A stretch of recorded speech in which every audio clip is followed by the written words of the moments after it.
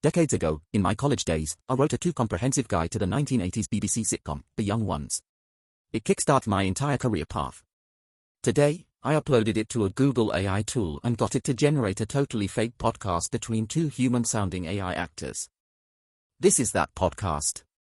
All right, so today we're going to be diving into The Young Ones. Oh, fantastic. It's a classic. It really is. Yeah. British sitcom. Okay, one of those shows that Helped define alternative comedy in the UK. it really captured the spirit of the time, didn't it? The 1980s, It did. Thatcherism, punk rock. Really did. You know, it was a time of real change and upheaval. So this deep dive is going to be based on Okay. some excerpts that we found Right. from this Kex file Yeah. called younggonsfact.txt. Okay, great. So if you're a fan of the show and you want to follow along, Mm-hmm. you can find that online. Yeah. And our mission today Okay. is to really delve into what made this show so special. Right, because it wasn't just a sitcom, was it? It was a cultural moment. It was like this explosion of anarchic energy and humor that really resonated with people, especially young people. Well, so the show centers around these four students, right? Yeah, for very different students, which, is part of what makes it so funny. The clash of personalities. They're a recipe for disaster. Exactly. Living together, no adult supervision, chaos reigns supreme. So let's meet these housemates. Okay. Why don't you introduce us to, Well, you've got to start with Rick, right. the anarchist who loves Cliff Richard. Right. I mean, how do you even put those two things together? Anarchist and a Cliff Richard fan. Talk about contradictions. It's brilliant. And he studied, well, I think he was supposed to be studying sociology, but then again, maybe it was domestic science. They never really made it clear. It was always a bit hazy. Deliberately so, I think. So what about the other housemates? Right, so you've got Vivian, Okay. the punk, Okay. with a penchant for explosions, Right. and a pet hamster named SPG, which stood for Special Patrol Group, which was a real police unit in the UK. Can you imagine? Oh, perfect. It's just so absurd and brilliant. It's that perfect blend of really dumb and really clever. Exactly. And then there's Neil, the hippie, studying peace studies, of course, Yeah. amidst all this mayhem. Of course. Just so perfectly ironic. Right. And then, to round it all off, you have Mike. Yes, Mike, the cool one, supposedly. Right, the cool one, the lady killer, or so he'd like us to believe. But of course, he had his own set of quirks and eccentricities. I all did. Oh, absolutely. And he was supposed to be the straight man. Well, as straight a man as you could get in that house. So what's really interesting is that all these characters, Yeah. they're like walking, talking caricatures, right? They are. They're these over-the-top stereotypes, but somehow they work. But they became iconic representations of their generation? 1980s youth subculture. They did. They really did. And this is something that I found really interesting. All right. They were so popular Mm-hmm. that they even had their own book called Bachelor Boys, The Young Ones book. Oh, yes. I remember that. The book that taught you how to survive student life, Huh. young ones style. Exactly. Full of terrible advice, no doubt. But it just goes to show how much these characters resonated They really resonated with the audience, didn't they? in the audience. People loved them. Yeah. They were outrageous. They were funny. They were everything you weren't supposed to be. So who are the comedic geniuses behind this mayhem? Well, that's a story in itself. We're talking about some of the biggest names in British comedy. Really? Oh, yeah. The Young Ones was like their launch pad. It really was a who's who of British comedy. It was. And, it's interesting because at the time, Yeah. alternative comedy was still kind of finding its feet. It wasn't Yeah. this big established thing. Okay. And the Young Ones really kind of blew the doors open. So give us the rundown. Who are these comedic geniuses? Well, I mean, you've got to start with Rick Mayall, right? Okay. Who played Rick. Right. He went on to do Bottom, Of course. The New Statesman, so many iconic British comedies. So funny. Oh, just hilarious. So funny. And then you've got Ade Edmondson, Right, yeah. Vivian, Yes. who, again, Bottom, did a lot of stuff with Rick Mayall, but also absolutely fabulous. Wow, what a reign. I know, right? Talk about a diverse career. From punk rock mayhem to, the height of fashion. I love it.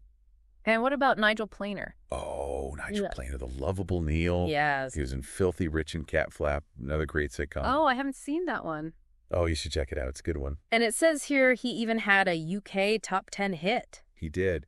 Hole in My Shoe, I think it was called. Get out. Yeah, a real earworm. So they weren't just comedic actors? No, they were multi-talented. They're like musicians, singers. Oh, yeah, they could do it all. That's amazing. It really is. And let's not forget the writers. Yes, the writers. Ben Elton, who co-wrote the show, went on to become a huge name in British comedy, writing for stage, screen, novels, you name it. It was everywhere. He was everywhere. And Lisa Mayer, the other half of that writing duo, went on to write for Absolutely Fabulous, which, if you haven't seen it, is another classic. Oh, I've heard of it, yeah. Yeah, it's fantastic. It's incredible to see, like, this one show Yeah. spawned so many amazing careers. It's like they were all just waiting for that opportunity, you know? Yeah, like a launch pad. Exactly. And it wasn't just them. The young ones really kind of opened the door for a whole new wave of alternative comedy. Right, because they weren't afraid to push those boundaries. No, they weren't afraid of anything. They were controversial. They were edgy. They challenged everything. And they had music in every episode. Oh, yeah. Don't even get me started on the music. That was groundbreaking. That is unusual. It was. You didn't see that back then. Bands playing in sitcoms. Right. But they had Madness, Motorhead, Dexy's Midnight Runners. It's a testament to their, like, reach, I guess. It is. It shows you how much they tapped into the cultural zeitgeist. Do you have a favorite musical moment? It's hard to choose just one. But I will say, seeing Motorhead playing in that tiny bathroom Right. during the Bambi episode, Yes. The Bambi episode. that's pretty iconic. So good. So good. For those who don't know, it's Fill us in. the episode where they go on University Challenge. Oh, yes. The ultimate battle of wits. Against Footlights College, no less. Footlights College. The breeding ground for, like, every famous British comedian ever. And there you've got these 4 anarchic students I love it. going head-to-head with them. It's hilarious. It's just brilliant. On the surface, it's just, like, completely absurd. Oh, it's ridiculous. The answers they give, the arguments they have. Vivian trying to electrocute the host. Classic Vivian. But under the surface, Yes. there's some real social commentary going on there. Oh, absolutely. About class, education, Hello, system. the system. They were really kind of poking fun at the establishment, weren't they? Exactly. But in a way that was also really funny and entertaining. Right. It wasn't preachy. No, not at all. It was just funny. They made you think, but they also made you laugh. That's what I love about the show, I do too. is that it can be both. It's got layers. Like an onion Yes, like an onion. or a parfait. But they only made 12 episodes. I know, it's a travesty. That's so sad. 2 seasons, and then they were gone. It's like they knew what they were doing. Maybe they were just too ahead of their time. You edgy for the 80s. Maybe. But you know, even though it was a short run, Yeah. the impact, I think, is immeasurable. It really is amazing, though, isn't it? It is. That it was such a short run, Yeah. but they made such a big impact. I think that's the mark of truly groundbreaking comedy. You know, Right. It doesn't overstay its welcome. Yeah. It comes in, makes a splash, and then leaves you wanting more. It becomes a part of the cultural, like, lexicon. Exactly. It embeds itself in our minds. You know? Yeah. And you can see echoes of it in so much of the comedy that came after it. Oh, absolutely. Even today. Yeah.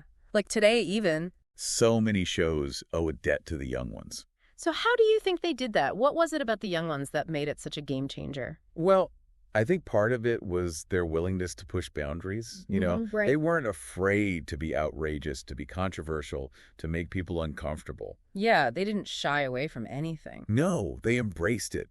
They embraced the absurdity of it all. And they were so full of energy. Oh my gosh, the energy was infectious. You couldn't help but get swept up in it. They were like a punk rock band. Exactly. Just exploding onto the screen. It was like a controlled explosion of comedy chaos. It's funny, though, right? We've talked a lot about how groundbreaking and influential they were. Yeah. But at the end of the day, it was just a really, really funny show. Oh, absolutely. Like, you can analyze the social commentary, the musical influences, Right. but ultimately it was just hilarious. You're right. You can't forget about the laughs. And the young ones delivered those in spades. They really did. It was comedy gold. It's like a good reminder, right? That sometimes the best way to deal with the chaos of life is to just laugh at it. Yes. To embrace the absurdity At the and start. to find the humor in the unexpected. Well said. So as we wrap up our deep dive into the young ones, Okay. I guess the question we're left with is, Yeah. why does this show, after all these years, still resonate with people? That is the question, isn't it? Why do we still find these characters so funny, so relatable? What is it about their chaotic lives that Mhm. still speaks to us today? Well, I think it's because even though this show was very much a product of its time, the 1980s, Mhm. It also tapped into something universal about the human experience. Yeah. That feeling of being young Okay. and trying to find your place in the world. Trying to figure things out. Exactly. Yeah. And doing it with your friends, Mm. even if those friends are a bit, well, unusual. And a hamster named SPG. Can't forget about SPG. But, yeah, I think that's what makes the young ones so enduring. It's a reminder that it's okay to be different, to be a little bit messy, to embrace the chaos. And to never take yourself too seriously. Exactly. Because life's too short to be anything but yourself. Couldn't have said it better myself. Well, that's all the time we have for today's deep dive into the young ones. Oh, it flew by. It did. We hope you enjoyed it. And remember, if you were going to create a show like the young ones today, Oh, good question. who would your characters be? What would their hamster be called? Until next time, happy watching.